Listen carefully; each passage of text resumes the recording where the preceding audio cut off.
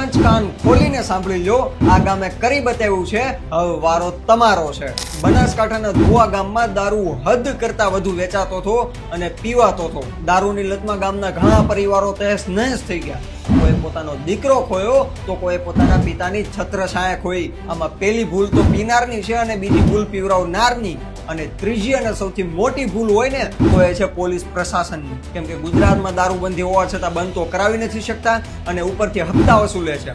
અને ગામે પણ આ પોલીસ પ્રશાસનને ઘણીવાર રજૂઆત કરી, પણ ગામને ગાંઠી એવી આ પોલીસ નહીં। પણ જો સરપંચ અને ગામના યુવાનો એકવાર ધારી લઈને કે મારું ગામ દારૂથી મુક્ત હોવું જોઈએ, મારું ગામ તમામ વ્યસનથી મુક્ત હોવું જોઈએ, તો એ બધું જ થઈ શકે। ધોવા ગામના બધા લોકો ભેગા થયા અને નક્કી કર્યું કે ગમે એ થઈ જાય, પણ હવે જો કોઈ દારૂ પીતા પકડાશે કે જો કોઈ દારૂ વેચતા પકડાશે એટલે સીધો એને 11,000નો દંડ થશે અને સાથે એનો ટકો પણ કરવામાં આવશે। એટલે આખા ગામને ખબર પડે કે આ ભાઈ દારૂડિયો છે। હવે આમાંથી કેટલા લોકો પાલન કરે ને એ તો નથી ખબર, પણ ફરક તો પડશે। તમારા ગામના સરપંચને મોકલી દો, હવે વ્યસન મુક્ત ગામ કરવાની વારી આપણી છે।